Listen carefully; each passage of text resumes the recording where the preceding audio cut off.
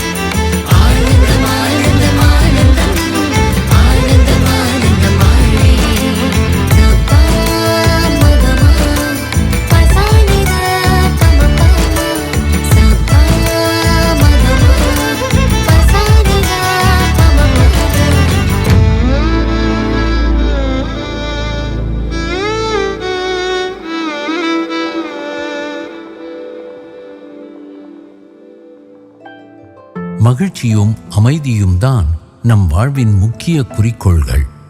ஆனால் நம்முடைய செயல்களோ அதற்கு நேரெதிராக அமைகின்றன. அவை நம்முள் சுயநலத்தையும் அகந்தையையும் வளர்க்கின்றன. உண்மையான சந்தோஷமும் மன நிறைவும் தன்னலமற்ற செயல்களை செய்யும் போதுதான், நம்மை விட பிறரை முன்னிலையில் வைக்கும்போதுதான் கிடைக்கிறது. உங்கள் தட்டில் இருக்கும் உணவை அன்போடு வேறொருவருக்கு கொடுத்துதான் பாருங்களேன். அதிலிருந்து கிடைக்கும் அளவற்ற மகிழ்ச்சியையும் அமைதியையும் நீங்களே உணர்வீர்கள். அம்மா தமது சத்சங்கத்தில் நம் செயல்களிலிருந்து உண்டாகும் நேரடியாக அறியக்கூடிய மற்றும் அறிய இயலாத விளைவுகளை திருஷ்ட பலன் மற்றும் அதிருஷ்ட பலன் என்று அடிக்கடி கூறுவார். அவரது வாக்குகள் அனுபவத்தில் இருந்து வெளிப்படுபவை. அதனால் அவை நம்மில் ஆழமான தாக்கத்தை ஏற்படுத்துகின்றன. அம்மா 10 வயது சிறுமியாக இருந்தபோது கோயிலில் பூஜை தட்டில் 5 பைசாவோ 10 பைசாவோ நன்கொடை இடுவது ஒரு மரபாக இருந்தது. அதற்கு பதிலாக சிறிது விபூதி பிரசாதமாக வழங்கப்படும். ஒரு நாள் அம்மாவின் தாய் அவரை ஒரு கோவில் திருவிழாவிற்கு அனுப்பினார். அம்மா அங்கே கலை நிகழ்ச்சிகளை பார்த்தவாறு புரோகிதர் வந்து விபூதி வழங்க காத்திருந்தார். அருகில் ஒரு சிறுமி தன் தாயிடம் பருப்பு வடை வாங்கித் தரும்படி அழுது கொண்டிருந்தாள். ஆனால் அந்த ஏழை தாயிடம் பணம் இல்லை. அதை பார்த்த அம்மாவின் மனம் உருகியது. அந்த சிறுமியின் பசியை தீர்த்து அவள் முகத்தில் புன்னகையை பார்ப்பது விபூதி பெறுவதை காட்டிலும் அதிகமான மகிழ்ச்சியை கொடுக்கும் என்று அம்மா நினைத்தார். உடனே சற்றும் தயக்கமின்றி அம்மா அச்சிறுமிக்கு 2 பருப்பு வடைகள் வாங்கி கொடுத்தார். மகிழ்ச்சி பொங்கும் அவளது முகத்தைக் கண்டு அம்மாவும் மகிழ்ச்சி அடைந்தார். குழந்தை பருவத்தின் ஈரமான மண்ணில் கருணை மற்றும் அன்பின் விதைகள் விதைக்கப்பட்டால் அவை தியாகம் மற்றும் தன்னலமற்ற மரங்களாக தழைத்து வளரும். அதனால்தான் நமது பாரதிய பாரம்பரியத்தில் தாய் முதல் குரு என்று சிறப்பிக்கப்படுகிறாள். அம்மாவின் அமைப்புகள் இன்று அற்புதமாக வளர்ந்து செழித்திருப்பதில் அதிசயம் என்ன இருக்கிறது? அவ்வமைப்புகளின் மந்திர வாக்கியம் தியாகே நைக்கே அம்ருதத்வம் ஆனஷுஹு என்பதாகும். தியாகம் மட்டுமே அமரத்துவத்திற்கு நம்மை அழைத்துச் செல்லும் பாதை. அன்பு வடிவாகவும் ஆன்ம வடிவாகவும் இருக்கின்ற അനേവർക്കും വണക്കം. അമ്പലങ്ങളിൽ പോയി തൊഴുതുകൊണ്ട് മാത്രമായില്ല, ആധ്യാത്മിക ബുക്കുകൾ കുറച്ചെങ്കിലും മനസ്സിലാക്കി ചെയ്യുമ്പോൾ ആ ജ്ഞാനം അറിഞ്ഞുള്ള രീതിയിലാണെങ്കിൽ തീർച്ചയായിട്ടും അതുകൊണ്ട് ഫലമുണ്ടാകും. முன்பெல்லாம் காட்டில் வாழ்ந்தவர்களுக்கு வேறு வேலை ஒன்றும் தெரியாது. தினமும் வேட்டையாடி கிடைத்ததை உண்டு வாழ்ந்தனர். கடவுளுக்கும் தாங்கள் உண்பதையே படைத்தனர். அதை தவிர வேறொன்றும் தெரியாது. தெரிந்ததை செய்தனர். அதே சமயம் ஒரு பிராமணர் வேட்டையாடுகிறார் என்றால் அது பாவமாகும். ஒரு விலங்கு வேறு விலங்கை வேட்டையாடுவது பசியாற்றுவதற்காகவே ஆகும். அது இயற்கை. இயற்கையின் நியதியில் ஒரு விலங்கின் பசிக்கு வேறொரு விலங்கு இரையாவது சகஜமாகும். அவை சண்டையிட்டு பரஸ்பரம் கொன்று தின்னும். ஆனால் நாளைக்கென்று எடுத்து வைக்காது. அடுத்த தலைமுறைக்கு என்று சேர்த்து வைப்பதும் இல்லை. இது இயற்கையின் நியதியாகும். ஆனால் மனிதன் அப்படியல்ல. சம்பாதிப்பதற்காக மற்றவர்களை துன்புறுத்துகிறான். அப்படி செய்தால் அதன் மூலம் பாவம் ஏற்படும். அது ஆபத்தாகும். சம்பாதிக்க வேண்டாம் என்றல்ல, பணத்தை சேமிக்கவும் செய்யலாம். ஆனால் மற்றவர்களை துன்புறுத்தி சம்பாதித்தால் அது தீவினை பயனாக நம்மை வந்து சேரும். ஆனால் ஞானம் அறிந்து செய்யும் செயல்கள் நம்மை ஒருபோதும் பிணைக்காது. எனவே நாம் ஞானத்தை அறிய வேண்டும். கோயிலுக்கு போனால் மட்டும் போதாது. ஆன்மீக தத்துவங்களை புரிந்து கொள்ளும் போதுதான் அதன் சரியான பலன் நமக்கு கிடைக்கும். அல்லாவிட்டால் பலன் கிடைக்காது. கோவிலில் இருந்து வெளியே வந்த பிறகு பிச்சைக்காரனை உதைத்தால் அது சரியான பக்தி ஆகாது. அவனிலும் குடிகொள்ளும் கடவுளை கண்டால் அதுதான் பக்தி. கருணையற்ற பக்தியால் பலனொன்றும் இருக்காது. சபரிமலைக்கு 41 நாள் விரதம் இருப்பார்கள்.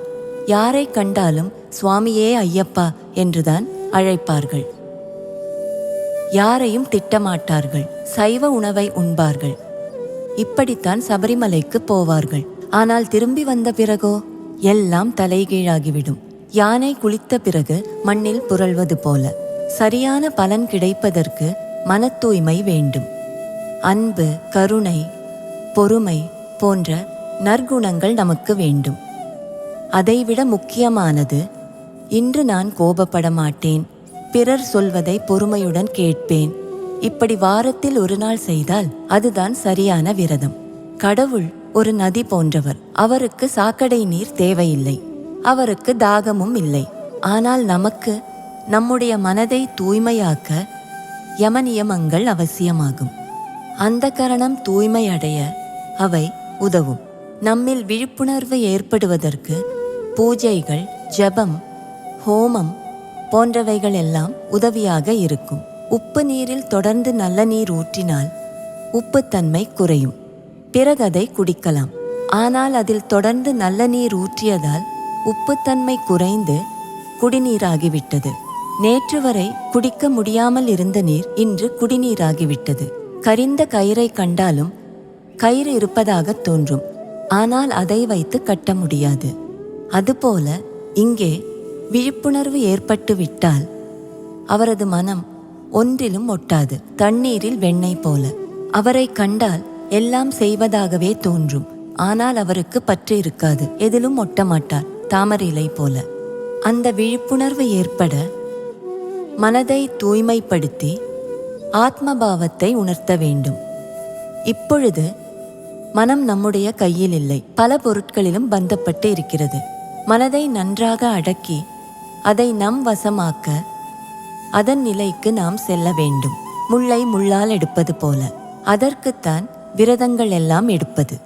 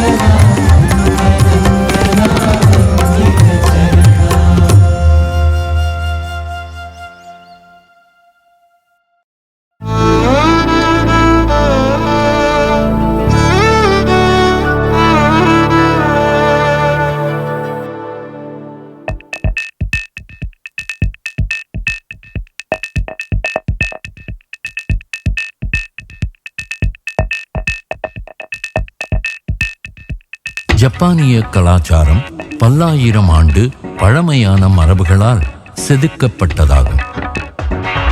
ஒழுக்கம், பண்பு, கம்பீரம் ஆகியவற்றால் பெருமிதம் மிகுந்த நாகரிகம் அது. ஜப்பானில் நடைபெற்ற அம்மாவின் நிகழ்ச்சி இருவேறு கலாச்சாரங்களின் சங்கமமாக திகழ்ந்தது. இரு தேசங்களின் வரலாறும் இன்றைய காலத்தை அற்புதமான சடங்குகளாலும் அர்த்தமுள்ள நோக்கத்தாலும் மிளிரச் செய்கின்றன.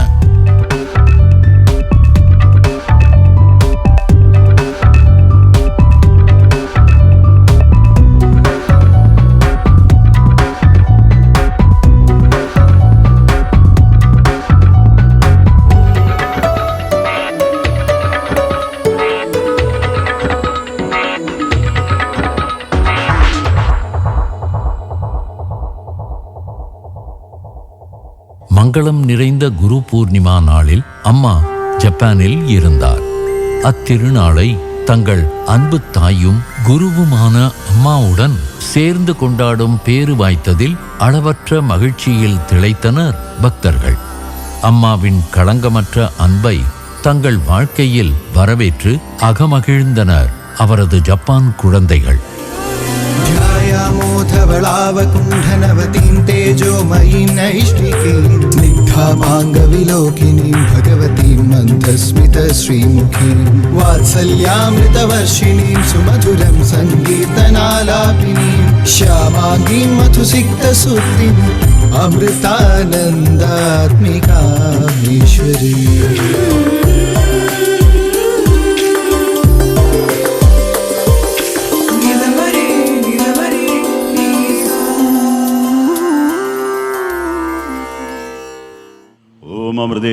பாத பூஜையை தொடர்ந்து அனைவரும் பக்தியில் ஆழ அஷ்டோத்திரம் கூட்டு பிரார்த்தனையாக முழங்கியது.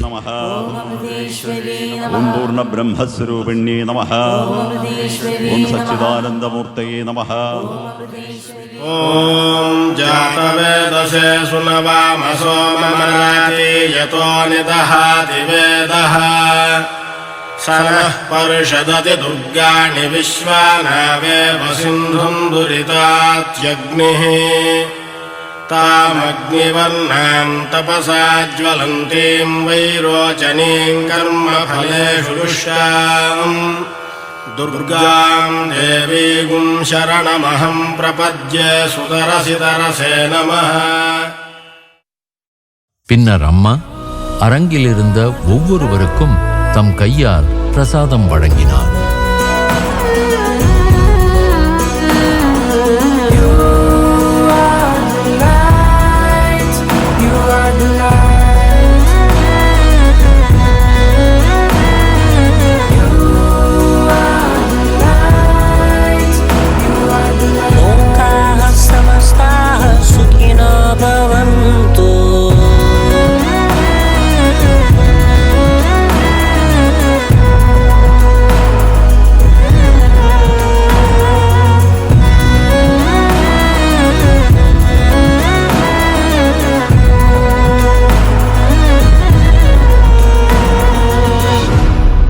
ஜப்பானிய மாணவர் அமைப்பான இவூசா ஒவ்வொரு ஆண்டும் அமிர்த குடீரம் திட்டத்தில் பங்கேற்க தன்னார்வ தொண்டர்களை பாரதத்திற்கு அனுப்பி வருகிறது. அம்மாவின் ஆசிரமம் நடத்தும் இந்த திட்டத்தில் ஏழை மக்களுக்கு இலவசமாக வீடுகள் கட்டித்தரப்படுகின்றன. திரு ஷிமோமுரா மாகோட்டோ அம்மாவை வரவேற்று பேசினார்.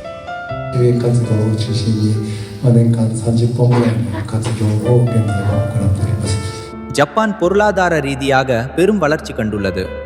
இப்போது அம்மாவின் வழிகாட்டுதல் மூலம் எங்கள் மாணவர்கள் இதயம் திறந்து பரந்த மனப்பான்மையை வளர்த்து கொள்ளும் வழியையும் அனுபவித்து வருகின்றனர். அம்மாவின் மனிதநேய செயல்பாடுகளை நான் மனமாற பாராட்டுகிறேன்.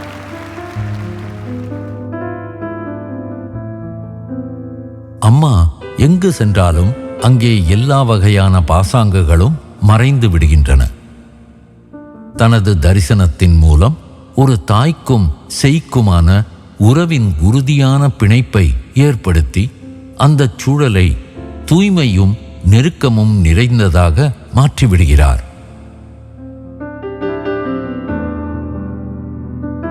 பாரதத்தின் நடனமும் கலையும் உலகமெங்கும் புகழ்பெற்றவை.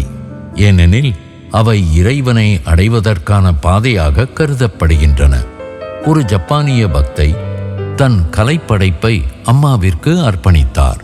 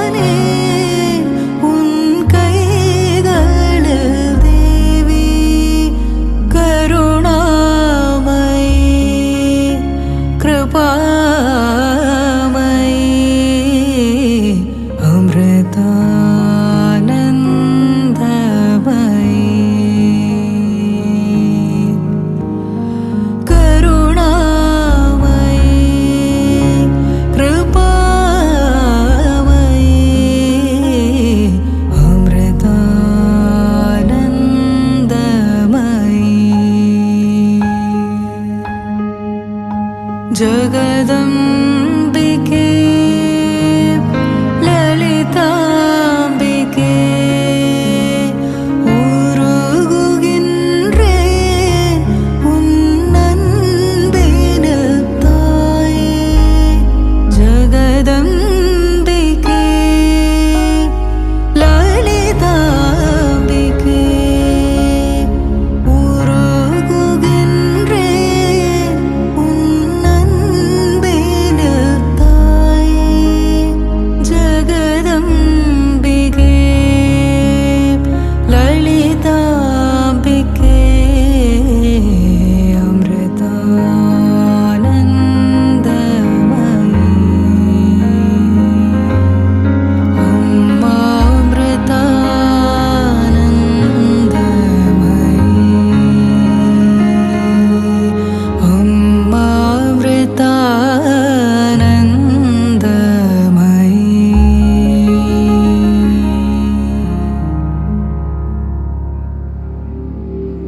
அமெரிக்கா மற்றும் ஜப்பானில் 2 மாதங்கள் யாத்திரை செய்த பிறகு அம்மா இந்தியாவிற்கு திரும்புவார். அங்கே அவரது குழந்தைகள் அனைவரும் அவரது வரவை ஆவலுடன் எதிர்நோக்கி காத்திருக்கின்றனர்.